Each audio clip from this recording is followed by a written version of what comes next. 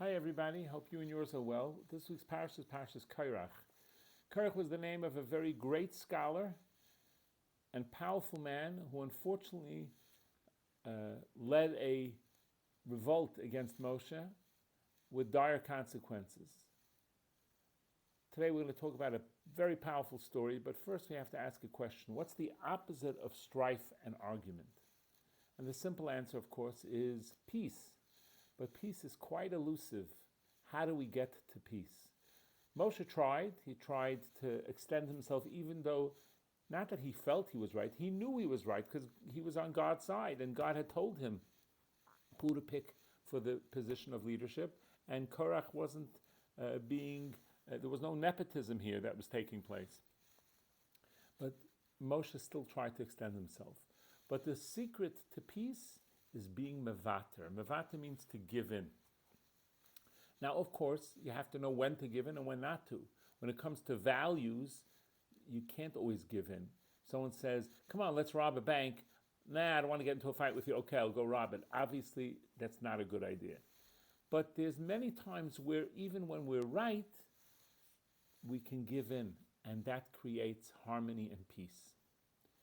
Well, I'd like to share an amazing story with you. There was a young couple, very religious couple, that had met and had agreed to get engaged.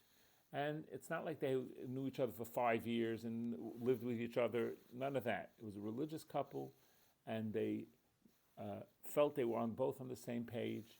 And a few weeks before the wedding, the groom was diagnosed with a very serious illness. And he felt, why should she be stuck with him with a serious illness? And her family, some of her family agreed and said, you know what, this is not what we bargained for, and it's very sad, we feel badly, we're praying for him, but you don't have to go through with the marriage. And the young lady said, no, I want to go through. He's a fine young man. I see great potential in us building a beautiful Jewish home together, and I would like to marry him, and I can be a support to him during the difficult time he's going to go through with the treatments. So the question went back and forth.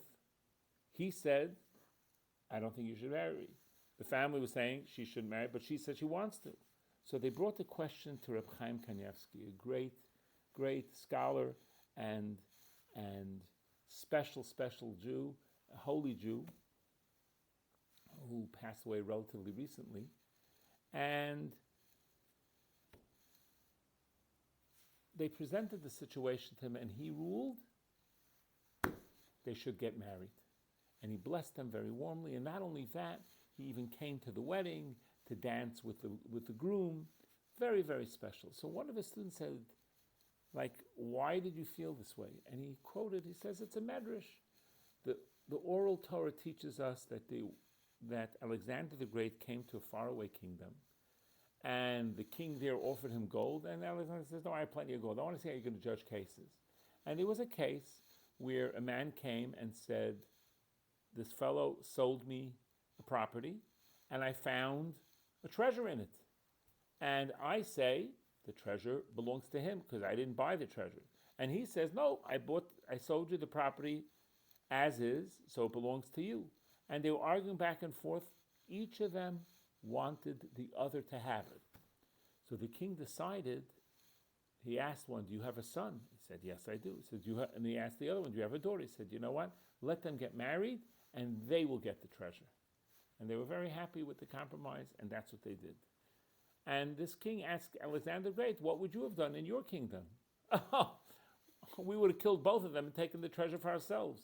The king got very upset. He says, does the sun set in your city? And does it rain? He says, yeah, it must be in the merit of the animals, not in the merit of the people.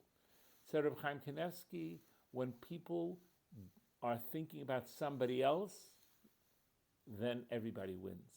This young man wanted her to be free, not to have to deal with his illness.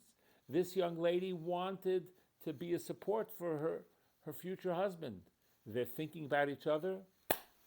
They should get married. And hopefully they'll be happy and healthy for many, many, many happy, wonderful years and build a beautiful Jewish home. So being mevater, giving in, is a critical aspect to learn. It's not about rights. It's about what's the right thing to do. It's about giving in to somebody else, even if you're right, just for the sake of peace, to make peace.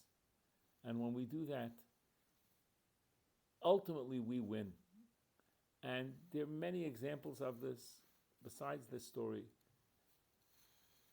where a person says, I'm going to give in to the other person, and unexpectedly great things happen because they were mevater. Mevater is the term used to give in to somebody else. And it's not about being right. It's about what can I do to make it right and make it be peaceful and make greater harmony among ourselves. So the lesson of Korach is, even if you think you're right, make a compromise, do the right thing, create shalom, harmony. Interesting, the word shalom, peace, comes from the word shalem, to be complete. And machlokes, strife, comes from the word chelek, part. You make people apart from each other. So maybe work on shalom, work on peace, and as really the Talmud tells us that the great Aaron was an ohev shalom, loved peace, and rodev shalom, pursued peace. May we pursue peace so we can be whole, and the entire Jewish community can be whole and complete, and will merit the final redemption soon in our days. Have a wonderful Shabbos. All the best.